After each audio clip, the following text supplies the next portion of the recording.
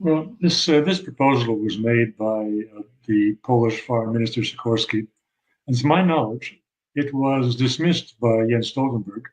And the consensus, at least as reported, for example, in the Financial Times, is that this does not have the backing of NATO. The NATO member states are now deeply divided about whether they want to fight a war with Russia, whether they want to risk a war with Russia, whether they believe in Russia's red lines, or whether they like to accept Mr. Zelensky's idea that the red lines count for nothing and just go for it, boys. So it is difficult to predict exactly how each country will line up, but they need to have 100% consensus. And there's nothing like that at the present stage. So such a move, which would be highly provocative, I think would not presently pass a vote in NATO. Yeah. How do you find right now, we've learned that the Ministry of Economy of Ukraine is asking for 800 million, if I'm not mistaken, US dollar to just reconstruct their infrastructure of energy. And with the same type of manner that they're having, do you think the United States is going to just continue sending more weapons, more money to Ukraine? Because it has to be some sort of limit for this type of attitude on the part of Ukrainians, but it doesn't seem that they feel it right now. But on the other hand, we have the reality of the political parties in the United States and how do they feel about the conflict in Ukraine. How do you think at the end of the day, the Zelensky administration is still hoping that they're going to get more help from the United States in the future? I'm very doubtful if there will be a Zelensky administration in the next few weeks. I follow the newspapers, not just in Russia, but in the West very closely. And one of my leading papers that I follow is the Financial Times, also the New York Times.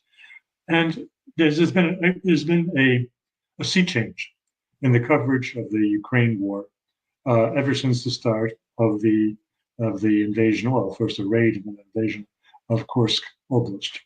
And what do I mean by sea change?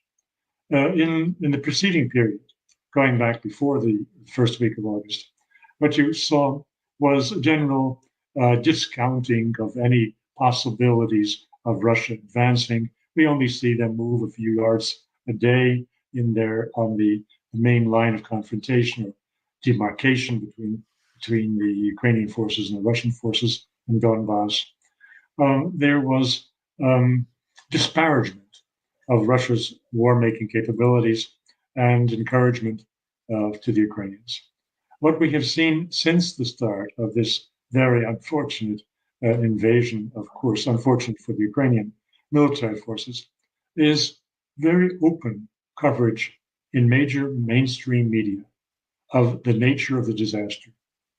I mean, they are explaining what the Ukrainians did wrong by doing this, how they counted but mistakenly that the Russians would divert resources from the Donbass front to the Kursk front, and how, as a result, the Russians have been escalating day by day the number of kilometers, not inches, not meters, but square kilometers of Ukrainian territory, going as much as, and this is Russian news was saying this past Sunday, gaining as much as 30 kilometers a day, after having considered a good piece of business to gain a few meters a day before August 7th, or whatever the date was of the start of the invasion.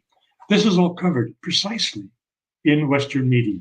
Now, why are they doing that? Are they doing that because suddenly they've got religion? Suddenly they decided the truth counts? Nothing of the sort. They are preparing the way for the removal of Zelensky. This whole catastrophe is going to be pinned on his chest. And I would suspect either we will find him in a month on a plane to Miami, or we'll find him in a coffin on the way to the cemetery. But the possibility that this man will stay in power after the devastating news reporting on him in mainstream, I'm not talking about ourselves, about the alternative media, but in mainstream. This cannot go on that way. So whatever his ministers are doing or asking for. Maybe they need a few $100 million to cover some real estate transactions that they personally are engaged in at this moment, feathering their nest before the end. But I don't believe that anyone in the West is going to put up that kind of money. Germany is the weather vane on this matter. And coming out of Germany, even before the devastating elections in Thuringia and Saxony this past weekend, even before Mr. Scholz was slapped on the face by the electorate and his future as leader has been put in jeopardy, even before all that, he was making sounds because of the insistence of his finance minister that there isn't any money in the kitty.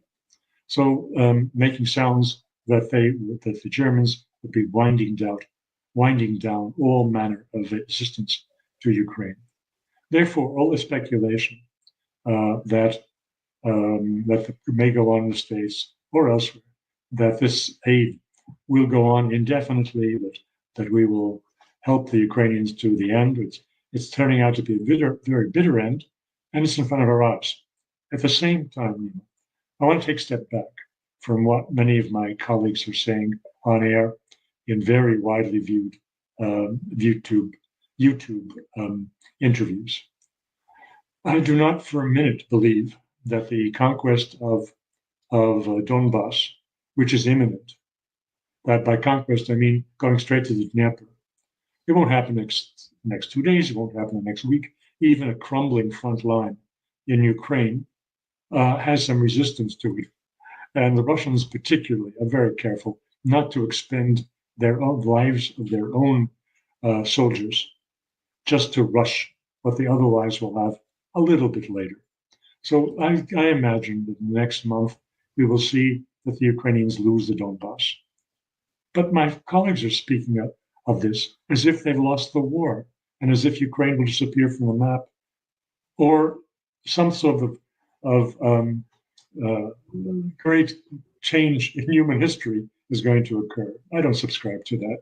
And I'm not the only one who feels this way. I had a very interesting exchange with a voice in these matters that many of your audience will know, and that's Paul Craig Roberts.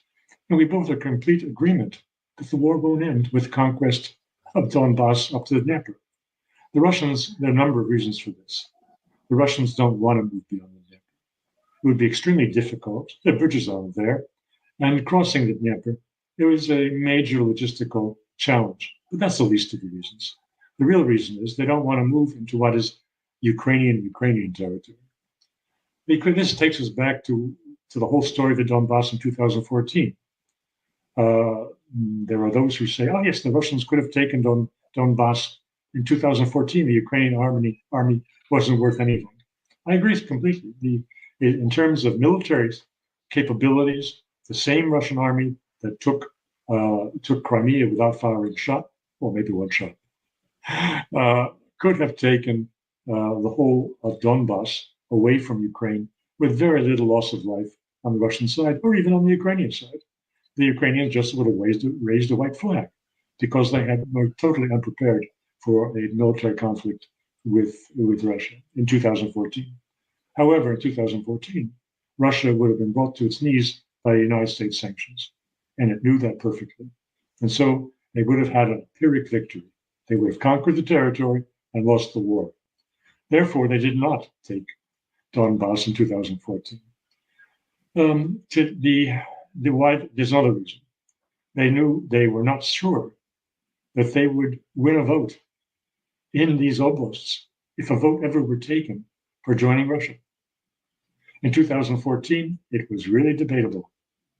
Looking at 2024, they can say, oh, yes, hands down, 2023, these territories had lost substantial Ukrainian population, fled. And those Russian speakers who were left, many of them warmly welcomed the incoming Russian troops. So the victory at the electoral box of the Russian cause in the Donbass oblasts was in 2023, 2024, Very a certainty. Formerly, in 2014, it was by no means a certainty. These are complex issues, and they have to be faced with a certain sophistication, and not with the kind of cackling that we see on the face of the presidential nominee Harris. Unfortunately, too many of my colleagues are also cackling, and it's not appropriate. The Russians have spent enormous amount of blood and as well as treasure to get where they are, and they are very prudent about any further expenditures of both blood and treasure to gain more, particularly when gaining more means taking possession of territory which will forever be hostile to them. They don't want it. If we were to draw the Russian objectives right now, do you think that their objectives are mostly political right now or militarily? I think they have been political from the beginning. The nature of the political motives were never fully disclosed to the Russian nation because they are realpolitik considerations. And realpolitik does not go down well with ordinary people. Mothers don't send their sons to die or their husbands to die for the sake of realpolitik. They do that for the sake of national self-preservation. So the arguments that were made to the Russian people were always in this cliche, in this notes of national preservation. The Kursk misadventure of Zelensky was partly such a misadventure because he failed to appreciate what being invaded meant to the Russian nation. The information from the Russian Ministry of Defense over the past weekend has shown that the level of daily sign-ups for kontraktniki, for the voluntaries' entry into the Russian army to fight in the war in Ukraine, has jumped by 50% since the start of the invasion of Kursk. It was, before the start of August, 1,100 per day. It is now 1,700 per day. That tells you the story about the upsurge in patriotism and national self-defense. It's one thing to carry out a military operation on somebody else's territory. That again does not warm hearts anywhere. But to defend your own country when it is invaded, that is a different story. And both the Ukrainians and the American backers for this insane invasion failed to appreciate that difference. I'd like to switch to something a little lighter than these facts and to go back to literature and the literature of War and Peace of Tolstoy. The war didn't end. Napoleon's war on Russia didn't end in 1812. The Napoleonic Wars weren't over until 1815.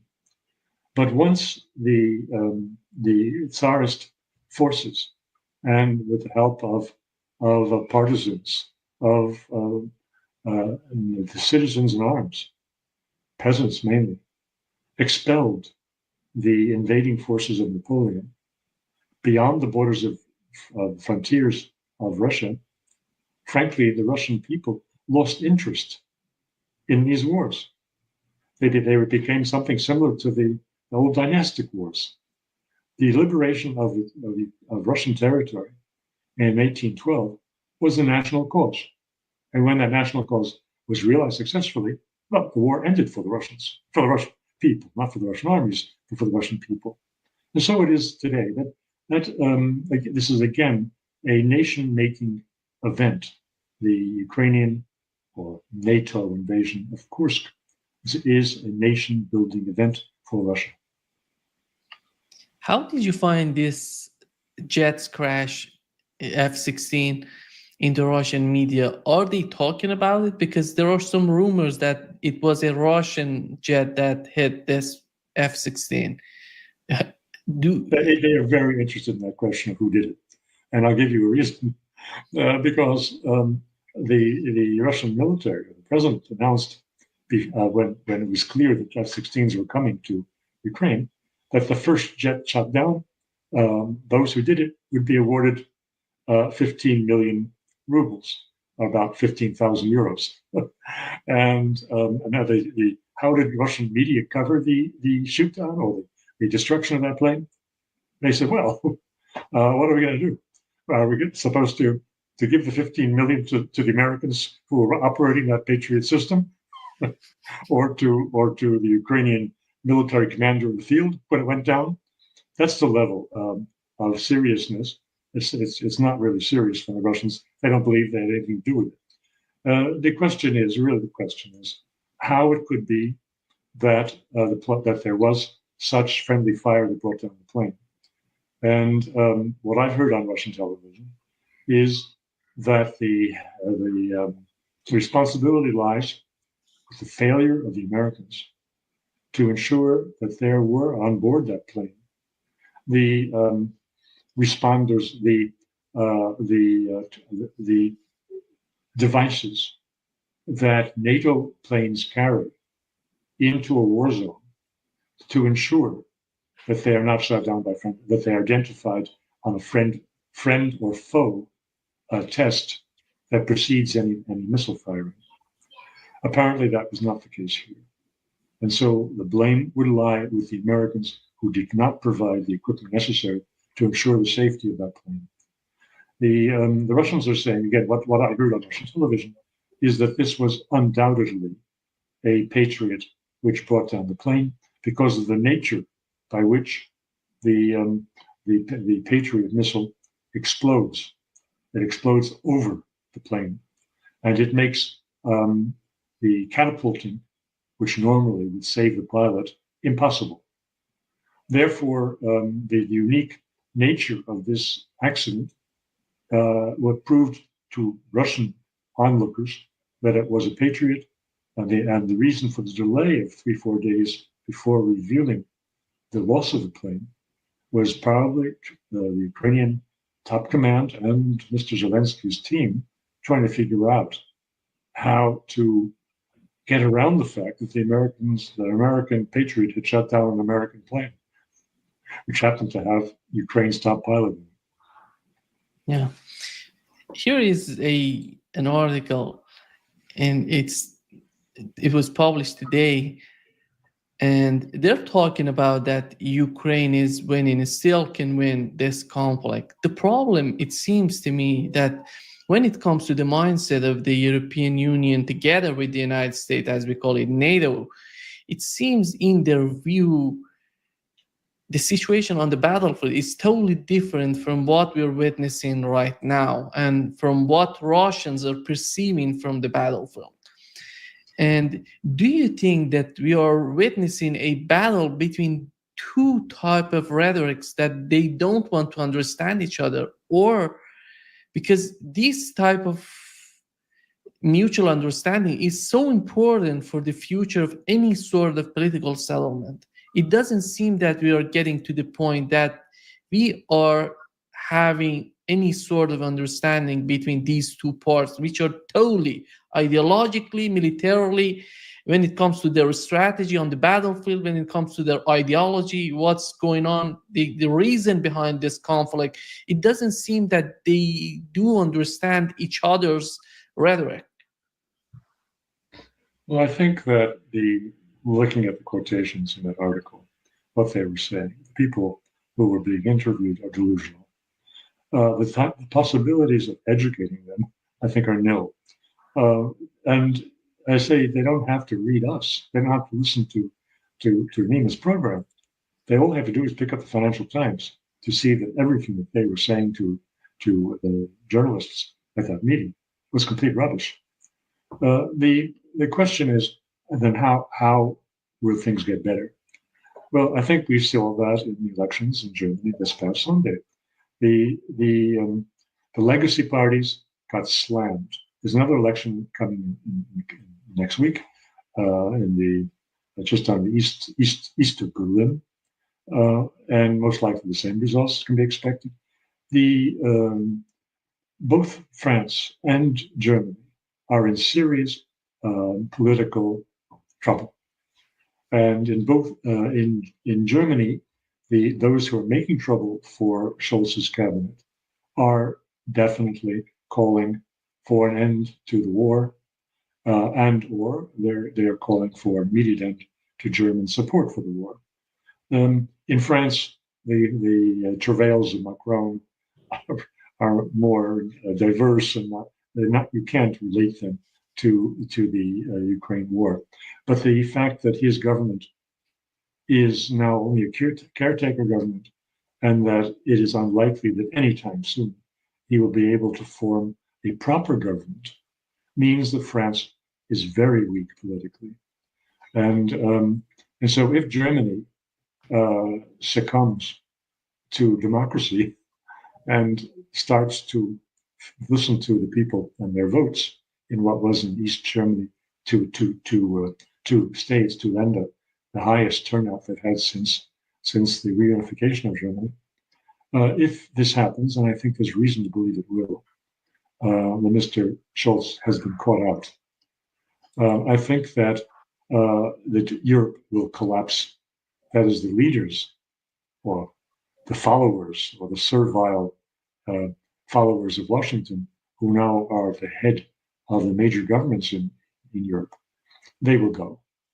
And I think the EU institutions headed by von der Leyen will be drained of their power by forces like the one that Orban has been organizing in the European Parliament.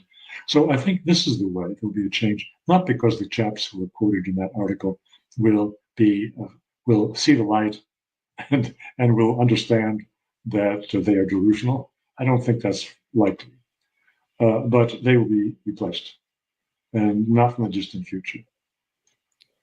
Yeah, the problem with this type of mindset that if we think that they're not believing in what they're saying, but they're just pursuing some sort of other objectives, like weakening the Russian economy, like isolating Putin, like all of these objectives, which is in their mind is the outcome, would be the outcome of this conflict in Ukraine. They're not achieving any of these objectives.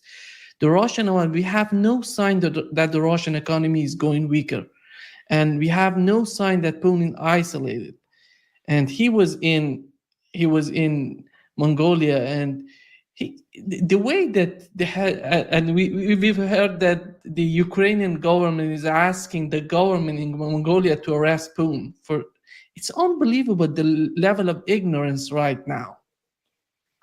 Yeah, a level of political stupidity also. I think Mongolia as a state wouldn't exist for about 10 years if anyone there were so foolish as to try to arrest Mr. Putin. But that's neither here nor there. Well, I think there's been no coverage of Putin's visit to Mongolia other than to show what you now have up on the screen, the splendid reception that he received when he arrived, and the issue of the International Criminal Court. These are the two things that have been said in major media in the West about his visit to Mongolia. But they have not said nothing about the content of the visit. And the content of the visit may be quite interesting. They may make some progress on logistical solutions for Russian gas to China by way of Mongolia, the so-called Power of Siberia 2. That may be will be under discussion, but other joint projects will be surely the subject of Mr. Putin and his delegation's talks with the Mongolian leadership. The Mongolia is very carefully maintaining a balance between East and West. Its policy lines, as the Russian Orientalists have explained on their own television in the past 2 days, that Mongolia is acting very much like India, trying to walk this narrow line not to give offense to either the United States or to the Russians, to maintain its independence and its own sovereignty. So, nonetheless, the fact is that Russia supplies 1/3 of all the hydrocarbons, fuels that Mongolia imports. That Russia is a major trade partner, and yet, of course, Mongolia has not joined the Shanghai Cooperation Organization. Mongolia has kept a certain distance from what could look like alliances, but they have been very useful. They also, the Western media, have said absolutely nothing about the timing of the visit. Yes, we know that he stopped in Mongolia on his way to Vladivostok to participate in the Eastern International Economic Forum that is now going to get underway. But the timing of this, he arrived on the 2nd of September, which is the anniversary day of the end of World War II. That is to say, the unconditional surrender of Japan. And Mongolia was very helpful to the Russian Red Army in their fight against the Japanese in the closing months of closing year of World War II. So they are celebrating their role as comrade in arms, so to speak. Although Mongolia did not fight directly in the war, it did provide substantial assistance to the Russians who did fight in the war against Japan. Yeah.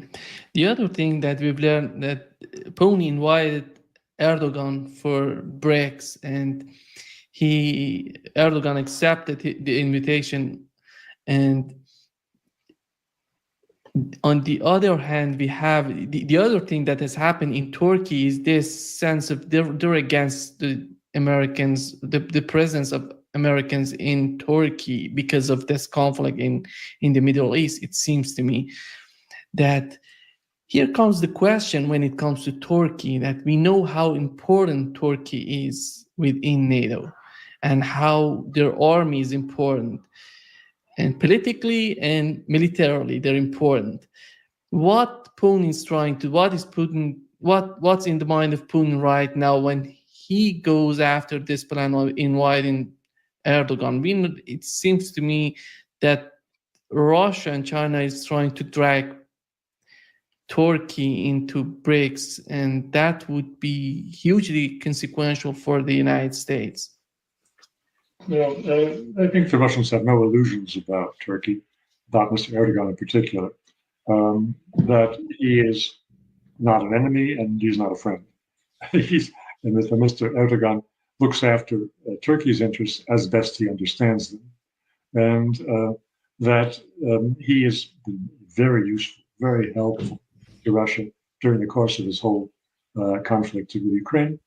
But nonetheless, he has shown very little courage in a number of areas that could have been very helpful to the Russians.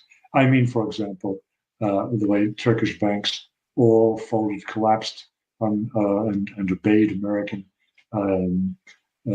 instructions to break ties with their Russian counterparts and to make life rather difficult for Russia,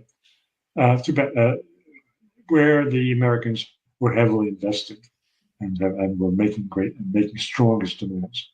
Nonetheless, Turkey has cooperated fully in energy matters, and both in nuclear and in hydrocarbons. And Turkey remains the Turkish Stream an important bridge between Russian pipeline gas and certain countries in Europe, in Western Europe. So all of this is true, I think the most interesting changes have been with respect to Syria, where Turkey was one of the biggest enemies of the regime in Damascus, and gave a lot of support to the Syrians' enemies among the radical Islamists.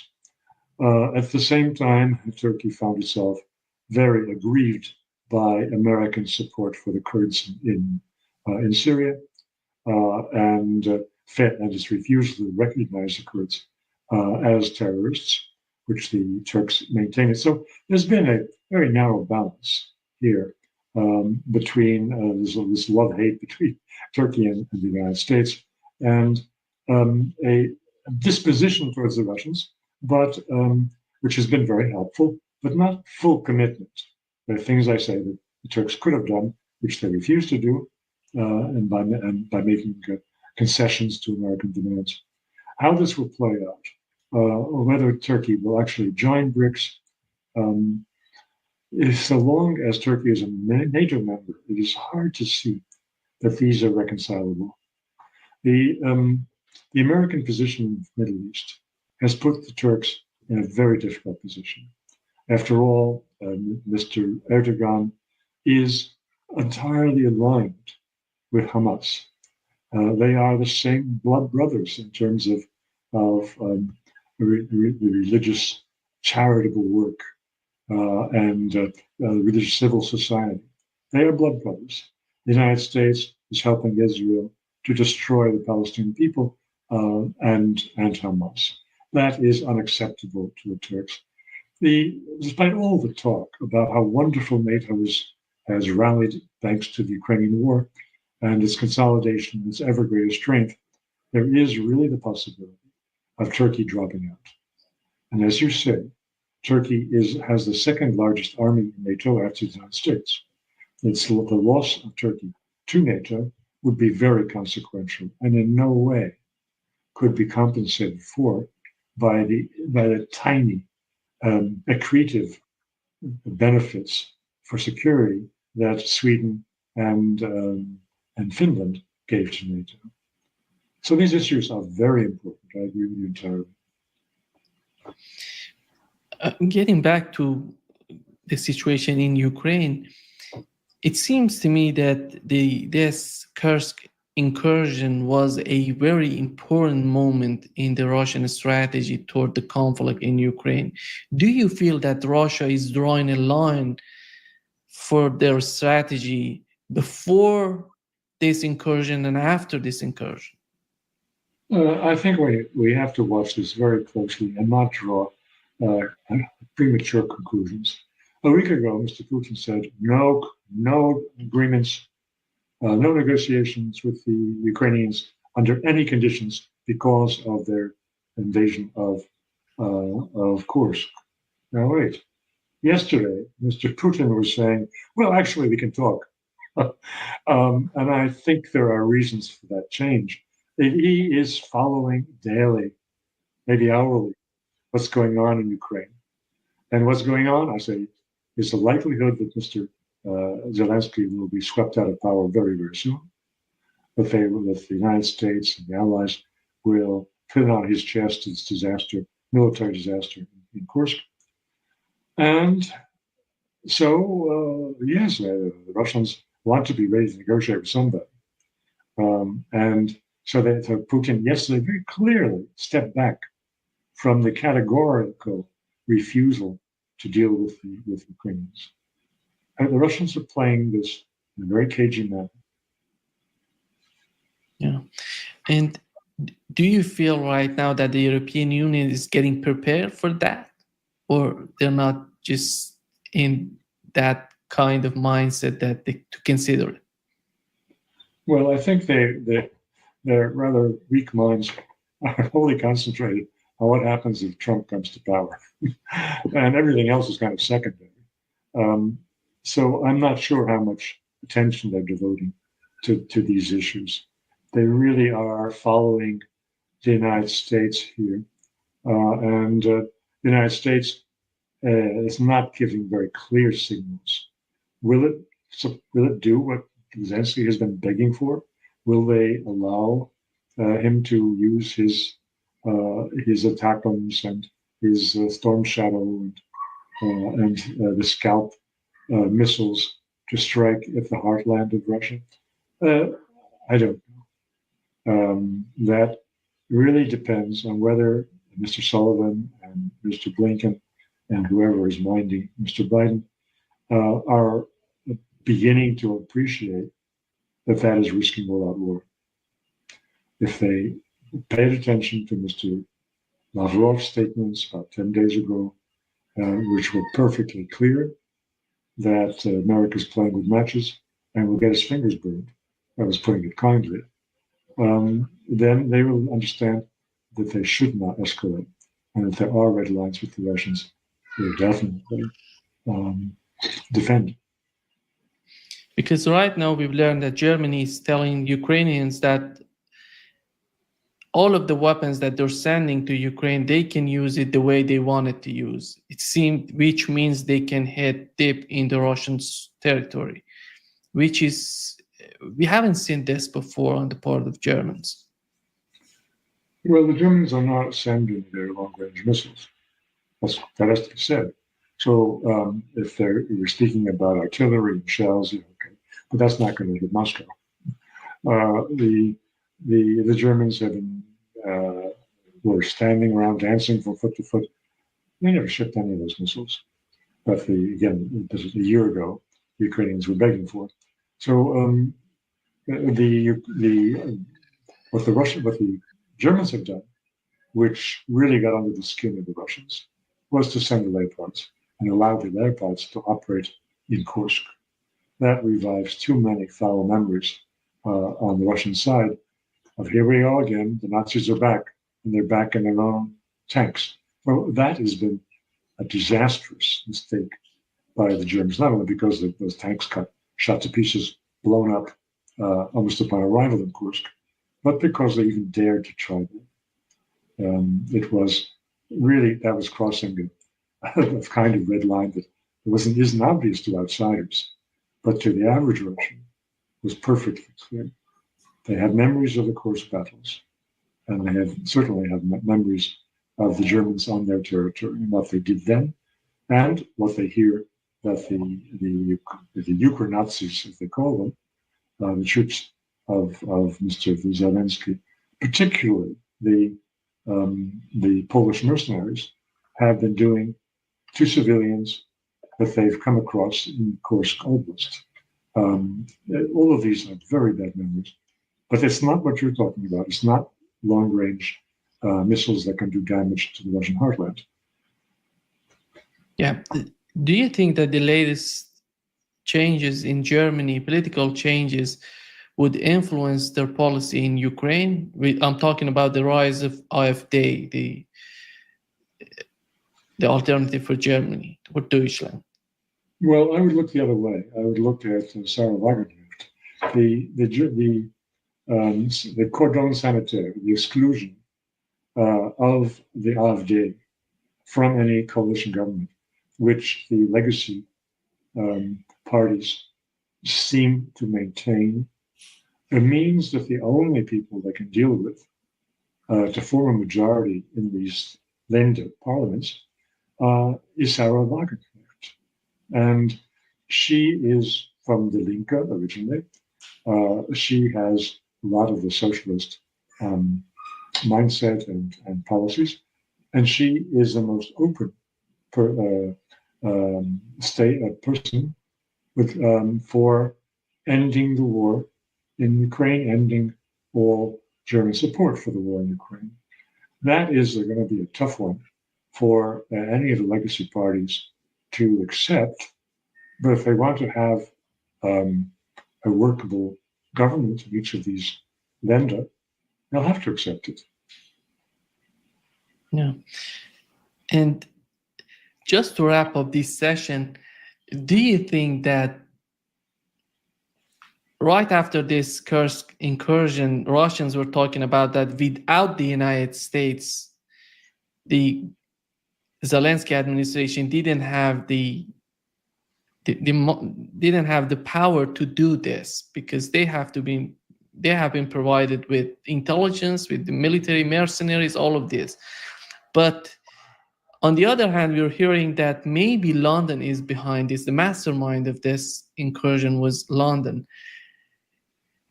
And right now, do you feel that they're going to put the blame on Ukrainians, or London going to take responsibility, or even the United States? If you were to mention the main the mastermind of this incursion, which it seems that ultimately is hugely damaging, is not in the benefit of the Ukrainian army at the end of the day. Look, in the days immediately following the entry of Ukrainian forces into Kursk, Russian media was saying that London had designed this attack, and that London was behind it. And Mr. Sturmer the Prime Minister of England, was very accommodating. He went public boasting about how the Challenger 2 tanks from Britain were now on Russian soil fighting for the Ukrainian cause. So if he wanted to paint a target on London, he couldn't have done a better job.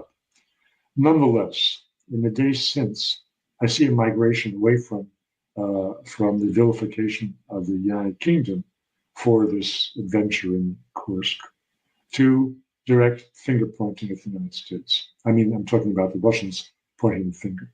And this falls into line with what I just said a few minutes ago from Mr. Lavrov's latest position statements, that they were directed to the United States. And he was saying that you guys are not going to get off scot-free. Your notions don't have any value to you in protecting you from us, and we're going to come after you. Therefore, in this new latest Kremlin line, I think the Brits have been pushed back a little bit. Maybe they'll be hit second, but the Russians want to make it clear that they will not allow the Americans to generate an intra-European war that would be devastating for Europe when America gets to emerge from this conflict without any harm or damage. The Russians are saying, we will damage you first. And when you look at the level of relationship between London and Russia, do you understand why London is so radical when it comes to the conflict in Ukraine? Because we've seen this attitude on the part of Polish government. Right now, it seems that London is much more radical than the government in Poland. Is that something historical in their mind, or it's something new? Well, there was a Crimean War, after all, in the middle of the 19th century.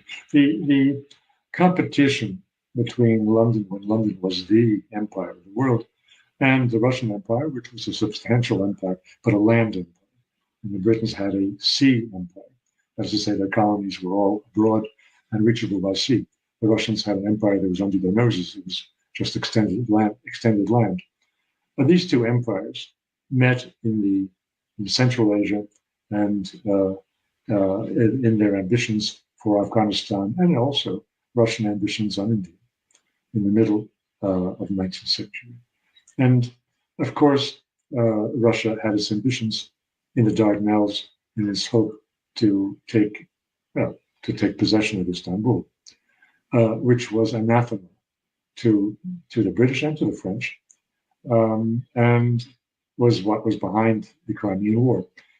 Of course, you can trace this back in history, the rivalry of these competing colonial and then imperial powers from the 16th century on, 17th century on.